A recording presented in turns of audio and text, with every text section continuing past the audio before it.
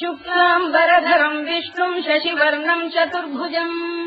प्रसन्नवदनम् ध्यायेत् सर्वविघ्नोपशान्तये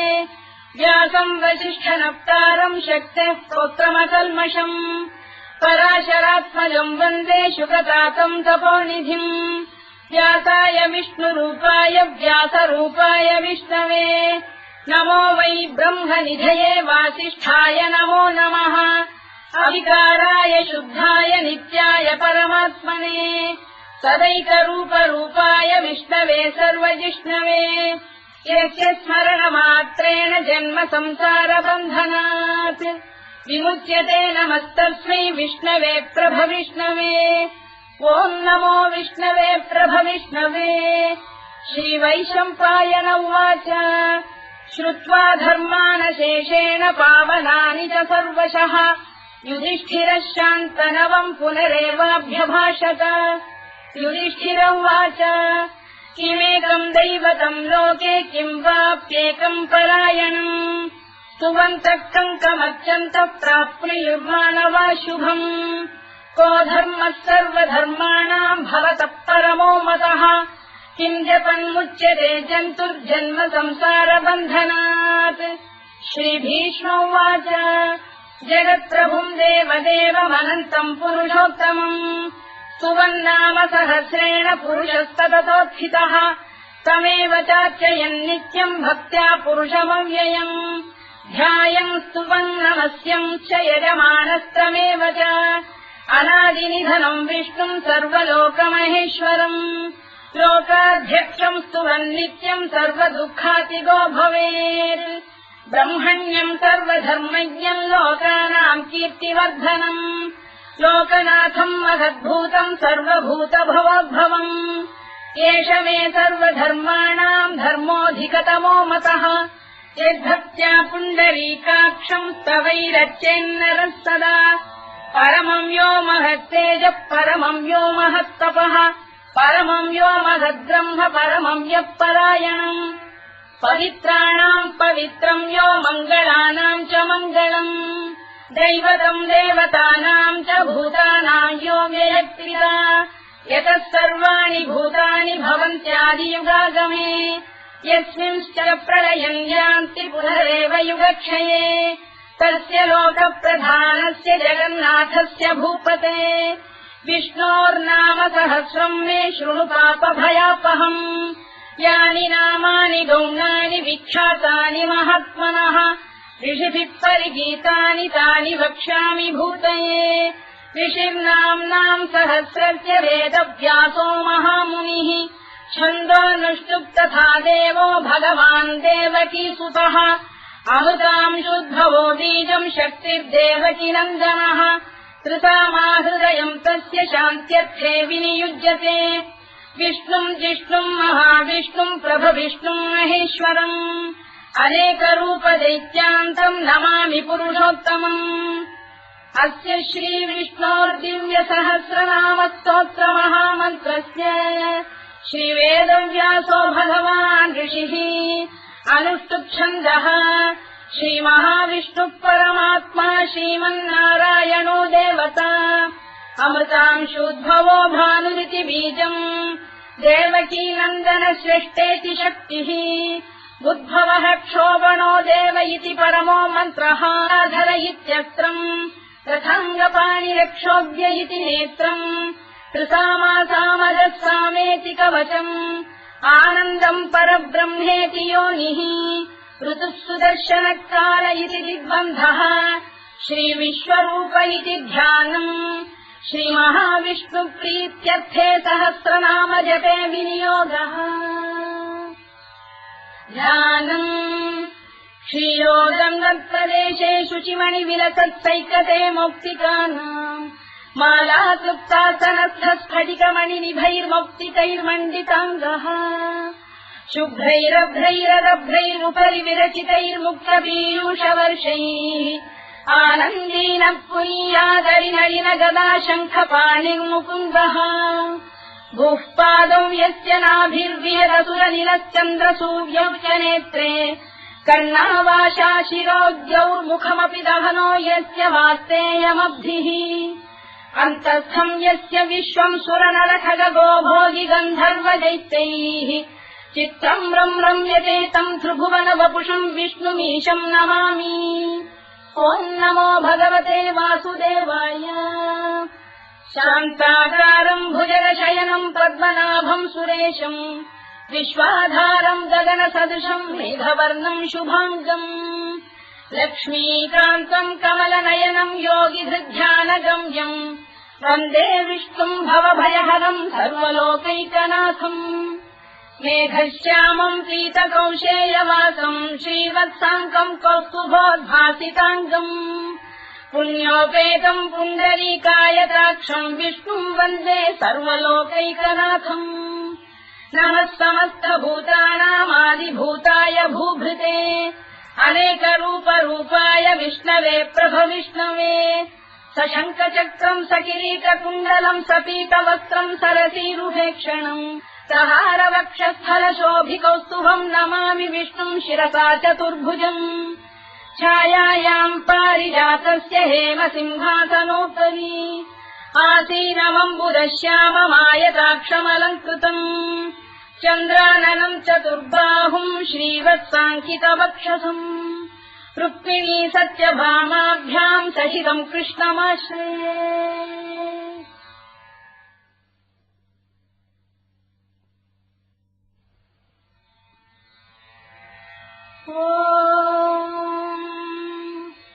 विश्वम् विष्णुर्वषत्कारो भूतभव्य भवत्प्रभुः भूतभृद्भावो भूतात्मा भूतभावनः भूतात्मा परमात्मा च मुक्तानाम् परमागतिः अव्ययः पुरुषः साक्षी क्षेत्रज्ञोऽक्षर एव च योगो योगविदाम् नेता प्रधानपुरुषेश्वरः नारसिंहवपुः श्रीमान् केशवः पुरुषोत्तमः सर्वः शिवस्थाणुर्भूतादिर्निधिरव्ययः सम्भवो भावनो भक्ता प्रभव प्रभुरीश्वरः स्वयम्भूः शम्भुरादित्यः पुष्कराक्षो महास्वनः अनादिनिधनो धाता विधाता धातुरुत्तमः अप्रमेयो ऋषिकेशः पद्मनाभोऽमरप्रभुः विश्वकर्मा मनुस्पष्टा स्थविष्ठस्थविरो ध्रुवः अग्राह्यः शाश्वतः कृष्णो लोहिताक्षप्रदर्दनः प्रभूतस्त्रिककुब्धाम पवित्रम् मङ्गलम् परम् ईशानप्राणदप्राणो ज्येष्ठः श्रेष्ठः प्रजापतिः हिरण्यगर्भो भूगर्भो माधवो मधुसूदनः ईश्वरो विक्रमी धन्वी मेधावी विक्रमक्रमः अनुत्तमो दुराधर्षः कृतज्ञः कृतिरात्मवान् सुरेशः शरणम् शर्म विश्वरेता प्रजाभवः अधः संवत्सरो व्यालप्रत्ययः सर्वदर्शनः अजः सर्वेश्वरः सिद्धः सिद्धिः सर्वादिरच्युतः वृषाकपिरमेयात्मा सर्वयोगविनिसृतः वसुर्वसुमनः सत्यः समात्मा संविदः समः अमोघः पुण्डरीकाक्षो वृषकर्मा वृषाकृतिः रुद्रो बहुशिरा बभ्रुर्विश्वयोनिः शुचिश्रवाः अमृतः शाश्वतस्थाणुर्वरारोहो महातपाः सर्वगः सर्वविद्वानुर्विश्वरवित्कविः लोकाध्यक्षः सुराध्यक्षो धर्माध्यक्षः कृताकृतः चतुरात्मा चतुर्व्यूहश्चतुर्दंष्टश्चतुर्भुजः भ्राजिष्णुर्भोजनम् भोक्ता सहिष्णुर्जगदादिजः अनभो विजयो जेता विश्वयोनिः पुनर्वसुः उपेन्द्रो वामनः प्रांशुरमोघः शुचिरूर्जितः अतीन्द्रः सङ्ग्रहः सर्गो धृतात्मा नियमो यमः वेद्यो वैद्यः सदा योगी वीरः माधवो मधुः अतीन्द्रियो महामायो महोत्साहो महाबलः महाबुद्धिर्महावीर्यो महाशक्तिर्महाद्युतिः अनिर्देश्य वपुः श्रीमान् अमेयात्मा महाधृधृत् महेश्वासो महीभक्तः श्रीनिवासः सताङ्गतिः अनिरुद्धः सुरानन्दो गोविन्दो गोविदाम्पतिः मरीचिर्दमनो हंसः सुपर्णो भुजगोत्तमः हिरण्यनाभः सुतपाः पद्मनाभः प्रजापतिः अमृत्युः सर्वदृक्सिंहः सन्धाता सन्धिमान् स्थिरः अजो दुर्मर्षणः शास्ता विश्रुतात्मा सुरारिः गुरुर्गुरुतमो धाम सत्यः सत्यपराक्रमः निमिषो निमिषस्रग्वी वाचस्पतिरुदारधीः अग्रणी ग्रामणी श्रीमान् न्यायो नेता समीरणः सहस्रमूर्धा विश्वात्मा सहस्राक्षः सहस्रपात् आवर्तनो निवृत्तात्मा संवृतः सम्प्रमर्दनः अधः संवक्तको गन्धिरनिरोधरणीधरः सुप्रसादप्रसन्नात्मा विश्वधृत् विश्वभुग्विभुः सत्कर्ता सत्कृतः साधुर्जह्नुर्नारायणो नरः असङ्ख्येयोऽप्रमेयात्मा विशिष्टः शिष्टकृच्छुचिः सिद्धार्थः सिद्धसङ्कल्पः सिद्धिदः सिद्धिसाधनः वृषाही वृषभो विष्णुर्वृषपर्वा वृषोदरः वर्धनो वर्धमानश्च विविक्तः श्रुतिसागरः सुभुजो दुर्धरो वाग्मी महेन्द्रो वसुदो वसुः नैकरूपो बृहद्रूपः शिपिविष्टप्रकाशनः ओजस्तेजोऽद्युतिधरः प्रकाशात्मा प्रतापनः वृद्धः स्पष्टाक्षरो मन्त्रश्चन्द्रांशुर्भास्करद्युतिः अमृतांशुद्भवो भानुः शशबिन्दुः सुरेश्वरः औषधम् जगतः सेतुः सत्यधर्मपराक्रमः भूतभव्यभवन्नाथः पवनः पावनो नलः कामः कामकृत्कान्तः कामः कामप्रदप्रभुः युगादिकृद्युगावर्तो नैकमायो महाशनः अदृश्यो व्यक्तरूपश्च सहस्रजिदनन्तजित् इष्टो विशिष्टः शिष्टेष्टः शिखण्डी नभुषो वृषः क्रोधः क्रोधकृत्कर्ता विश्वबाहुर्महीधरः अच्युतः प्रतिथः प्राणः प्राणदो वासवानुजः अपाम् निधिरधिष्ठानमप्रमत्तप्रतिष्ठितः स्कन्दः स्कन्दधरो धुर्यो वरदो वायुवाहनः वासुदेवो बृहद्भानुरादिदेवः पुरन्दरः अशोकस्तारणस्तारः शूरः शौरिर्जनेश्वरः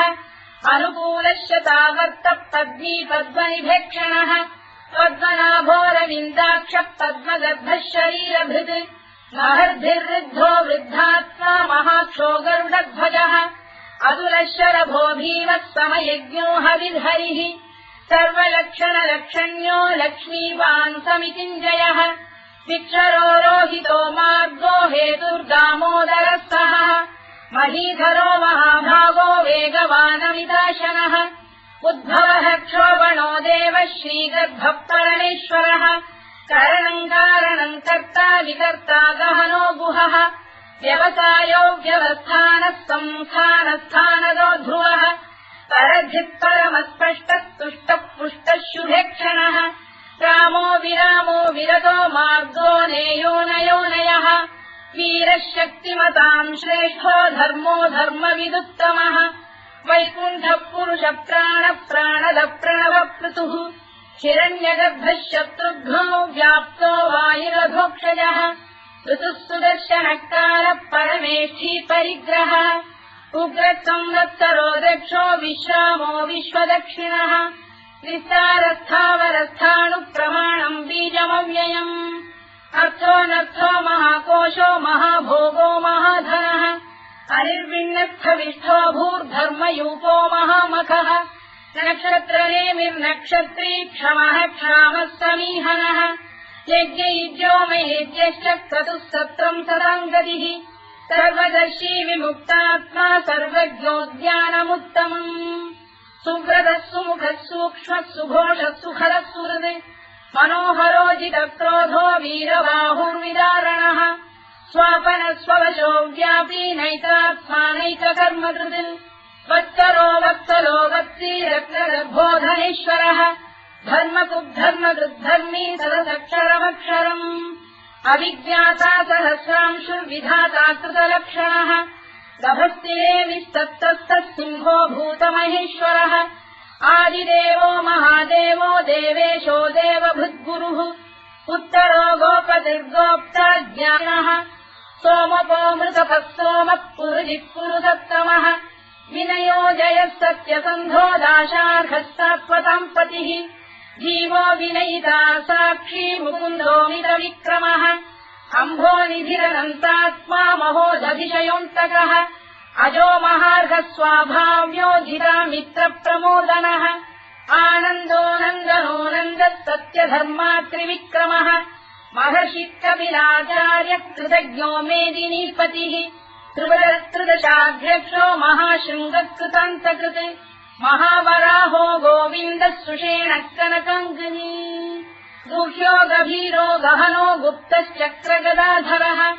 मेधास्वाङ्गोजितः कृष्णो दृढः सङ्कर्षणोच्युतः वरुणो वारुणो वृक्षः पुष्कराक्षो महामनाः भगवान् बलहानन्दी वनमाली हलायुधः आदित्यो ज्योतिरादित्यः सहिष्णुर्गतिसत्तमः सुधन्वाखण्ड परशुद्धारुणोद्रविणप्रदः दिवस्कृत् सर्वदृत्यासो वाचस्पतिरयो निजः कृतामासामगस्साम निर्वाणम् भेषजम् भिषज सन्न्यासवृक्षमशान्तो निष्ठा शान्तिः परायणम् शुभाङ्गः शान्तिदश्रेष्टा कुमुदः कुवलेशयः गोहितो गोपदैर्गोप्ता वृषभाक्षो वृषप्रियः अनिवर्ती निवृत्तात्मा संक्षेप्ताक्षेमकृत् शिवः श्रीवत्सवक्षः श्रीवासः श्रीपतिः श्रीमताम्बरः श्रीधः श्रीधः श्रीनिवासः श्रीनिधिः श्रीविभावनः श्रीधर श्रीकर श्रेयः श्रीमान् लोकत्रयाश्रयः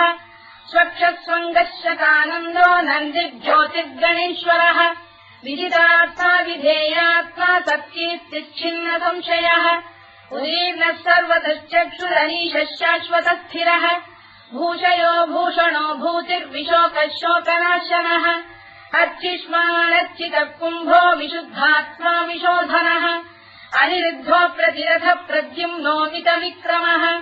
कालनेमिनिहावीरः शौरिः शूरजनेश्वरः त्रिलोकात्मा त्रिलोकेशः केशवः केशिहा हरिः कामदेवः कामपालः कामी कान्तकृतागमः अनिर्देश्यवपुर्विष्णुर्वीरोऽनन्तो धनञ्जयः ब्रह्मण्यो ब्रह्मकृद्ब्रह्मा ब्रह्म ब्रह्मनिवर्धनः ब्रह्मविद्ब्राह्मणो ब्रह्मी ब्रह्मज्ञो ब्राह्मणप्रियः महाक्रमो महाकर्मा महातेजा महोरगः महाक्रतुर्महायज्वा महायज्ञो महाहविः स्तव्यस्तव प्रियस्तोत्रम् स्तुतिस्तोतारणप्रियः पूर्णः पूरयिता पुण्यः पुण्यकीर्तिरनामयः मनोजवस्तीर्थकरो वसुरेता वसुप्रदः वसुप्रदो वासुदेवो वसुर्वसुमनाहविः सद्गतिः सत्कृतिः सत्ता सद्भूतिः सत्परायणः शूरसेनो यदुश्रेष्ठः सन्निवासः सुयामुनः भूतावासो वासुदेवः सर्वासु निलयो नलः दत्तः दत्पदो दृप्तो दुर्धरोऽथापराजितः विश्वमूर्तिर्महामूर्तिर्दीप्तमूर्तिरमूर्तिमान् अनेकमूर्तिरव्यक्तः शतमूर्तिः शताननः एकोनैकः सवक्तः किम् यत्तत्पदमनुत्तमम् लोकबन्धुर्लोकनाथो माधवो भक्तवत्सलः सुवर्णवर्णो हेमाङ्गो वराङ्गश्चन्दनाङ्गदी वीरः विषमः शून्यो घृता क्षीरजरश्चरः अमानी मानदो मान्यो लोकस्वामी त्रिलोकधृत् सुमेधा मेधजो धन्यः सत्यमेधाधराधरः तेजो वृषोऽद्युतिधरः सर्वशस्त्रभृताम्बरः प्रग्रहो निग्रहो व्यग्रो नैकशृङ्गो गदाग्रजः चतुर्मूर्तिश्चतुर्बाहुश्चतुर्व्यूहश्चतुर्गतिः चतुरात्मा चतुर्भावश्चतुर्वेदविदेकपात् समावर्तो निवृत्तात्मा दुर्जयो दुरतिक्रमः दुर्लभो दुर्गमो दुर्गो दुरावासो दुरारिः शुभाङ्गो लोकतारङ्गः सुतन्तु वर्धनः इन्द्रकर्मा महाकर्मा कृतकर्मा कृतागमः उद्भवः सुन्दरः सुन्दो रक्तनाभः सुलोचनः अल्पो वाजसनः शृङ्गी जयन्तः सर्वविद्ययी सुवर्णबिन्दुरक्षोभ्यः सर्ववागीश्वरेश्वरः महाह्रदो महागर्तो महाभूतो महानिधिः कुमुदकुन्दरकुन्दः पर्जन्यः पावनो निलः अमृताशोऽमृतवपुः सर्वज्ञः सर्वतोमुखः सुलभः सुव्रतः सिद्धः शत्रुजिच्छत्रुतापनः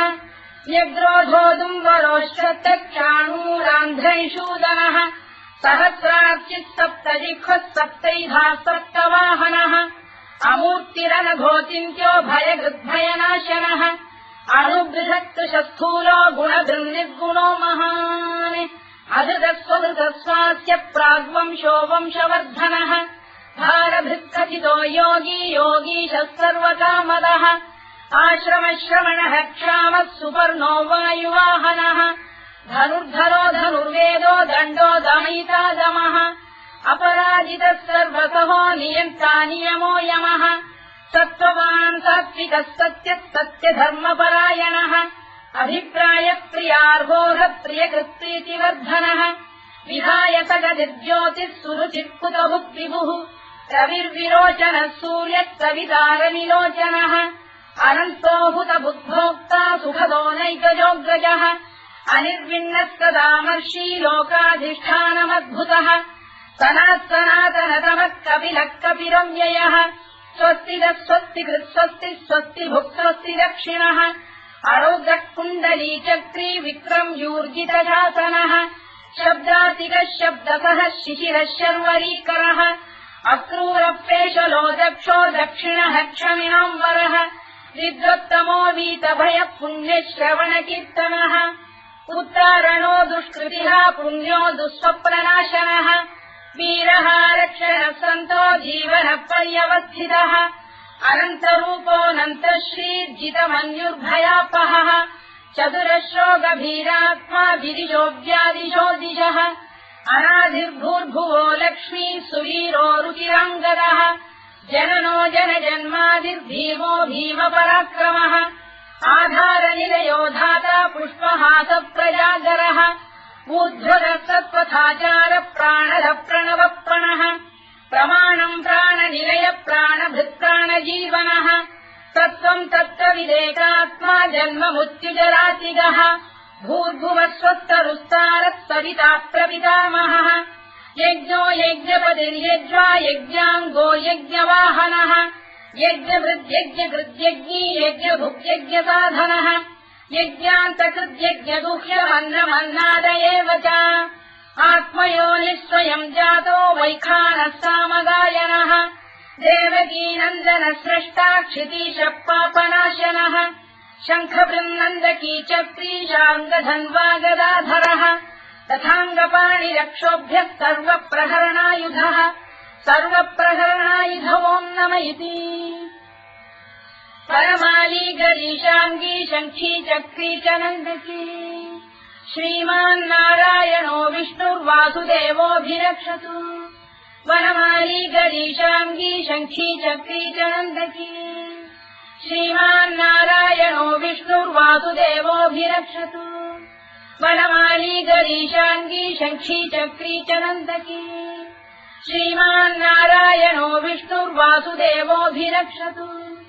इतीदम् कीर्तनीयस्य केशवस्य महात्मनः नाम्नाम् सहस्रम् दिव्यानामशेषेण प्रकीर्तितम् य इदम् शृणुयाम् नित्यम् यश्चापि परिकीर्तयेत् नाशुभम् प्राप्नुयात् किञ्चित् सोमुत्रेह च मानवः वेदान्तको ब्राह्मणस्य क्षत्रियो विजयी भवेत् वैश्यो धनसमृद्धस्य क्षुद्रः सुखमवाप्नुयात् धर्मार्थी प्राप्नुयात् धर्ममर्थार्थी चार्थमाप्नुयात् कामानवाप्नुयात् कामी प्रजार्थी चाप्नुयात् प्रजाम् भक्तिमान् यः सदोत्थाय शुचिस्तद्धतमानसः सहस्रम् वासुदेवस्य नाम्नामेतत्र कीर्तयेत् यशः प्राप्नोति विपुलम् याति प्राधान्यमेव च अचलाम् श्रियमाप्नोति श्रेयः प्राप्नोत्यनुत्तमम् न भयम् क्वचिदाप्नोति वीर्यम् तेजश्च विन्दति भवत्य रोगोद्युतिमान् बलरूपगुणान्वितः रोगात्तो मुच्यते रोगात् बद्धो मुच्येत बन्धनात् भयान्मुच्येत भीतस्तु मुच्येतापन्न आपदः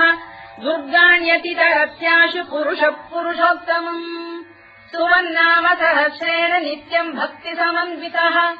वासुदेवाश्रयो मर्त्यो वासुदेवपरायणः सर्वपापविशुद्धात्मा याति ब्रह्म सनातनम् न वासुदेव भक्तानामशुभम् विद्यते क्वचित् जन्म मृत्युजरा व्याधि भयम् नैवोपजायते इमम् स्तवमधीयानः श्रद्धा भक्ति समन्वितः युज्येतात्मसु कक्षान्ति श्रीधृति स्मृति कीर्तिभिः न क्रोधो न च मात्सर्यम् न लोभो न शुभामतिः भवन्ति कृतपुण्यानाम् भक्तानाम् पुरुषोत्तमे द्यौस्तचन्द्रास्तनक्षत्राखम् दिशो भूर्महो दधिः वासुदेवस्य वीर्येण विधृतानि महात्मनः ससुरासुरगन्धर्वम् स यक्षोरगराक्षसम् जगत्वशे वत्ततेदम् कृष्णस्य सचराचरम् इन्द्रियाणि मनो बुद्धिः सत्त्वम् तेजोबलम् धृतिः वासुदेवात्मकान्याहुः क्षेत्रम् क्षेत्रज्ञ एव च सर्वागमानामाचार प्रथमम् परिकल्पते आचारप्रभवो धर्मो धर्मस्य प्रभुरच्युतः ऋषयपितरो देवा महाभूतानि धातवः जङ्गमाजङ्गमम् चेदम् जगन्नारायणोद्भवम् योगो ज्ञानम् तथा साङ्ख्यम् विद्या शिल्पादिकर्म च वेदाः शास्त्राणि विज्ञानमेतत् सर्वम् जनार्दनात् एको विष्णुर्महद्भूतम् पृथग्भूतान्यनेकशः त्रीन् लोकान् व्याप्य भूतात्मा भुङ्क्ते विश्वभुवव्ययः इमम् स्तवम् भगवतो विष्णो व्यासेन कीर्तितम् पठेद्य इच्छेत् पुरुषः श्रेयत् प्राप्तुम् सुखानि च विश्वेश्वरमजम् देवम् जगतः प्रभुमव्ययम् भजन्ति ये पुष्कराक्षम् न ते यान्ति पराभवम् ओन्नम इति अर्जुनोवाच पद्मपत्र विशालाक्ष पद्मनाभसुरोत्तम भक्तानामनुरक्तानाम् त्राता भव जनार्दन श्रीभगवानुवाच यो माम् नाम सहस्रेण स्तोतुमिच्छति पाण्डव सोऽहमेकेन श्लोकेन स्तुत एव न संशयोऽन्नम इति व्यासोवाच वासनाद्वासुदेवस्य वासितम् भुवनत्रयम् सर्वभूतनिवासोऽसि वासुदेव नमोऽस्तु ते वासुदेव नमोऽस्तु ओन्नम इति पार्वत्युवाच केनोपायेन लघुना विष्णोर्नाम सहस्रकम् पठ्यते पण्डितैर्नित्यम् श्रोतुमिच्छाम्यहम् प्रभो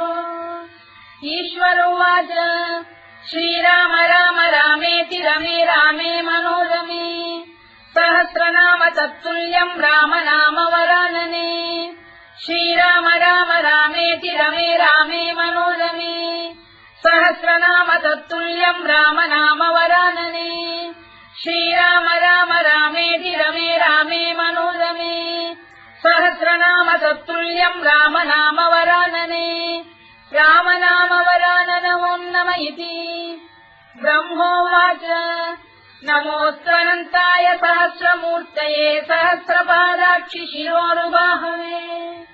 सहस्रनाम्ने पुरुषाय शाश्वते सहस्रकोटियुगधारिणे नमः सहस्रकोटियुगधारिणे नमोऽन्नम इति सञ्जय उवाच यत्र योगेश्वर कृष्णो यत्र पार्थो धनुर्धरः तत्र श्रीविजयो भूतिर्ध्रुवानीतिर्मतिर्मम श्रीभगवानुवाच अनन्याश्चिन्तयन्तो मां ये जनाः पर्युपासते तेषाम् नित्याभियुक्तानाम् योगक्षेमम् वहाम्यहम् परित्राणाय साधूनाम् विनाशाय च दुष्कृताम् धर्म संस्थापनार्थाय सम्भवामि युगे युगे आर्ता विषण्णाः शिथिलाश्च भीता घोरेषु च व्याधिषु वर्तमानाः संकीर्त्य नारायण शब्दमात्रम् विमुक्त दुःखाः सुखिनो भवन्तु कायेन वाचा मनसेन्द्रियैर्वा बुद्ध्यात्मना वा प्रकृते स्वभावात् करोमि यद्यत् सकलम् परस्मै नारायणायेति समर्पयामि।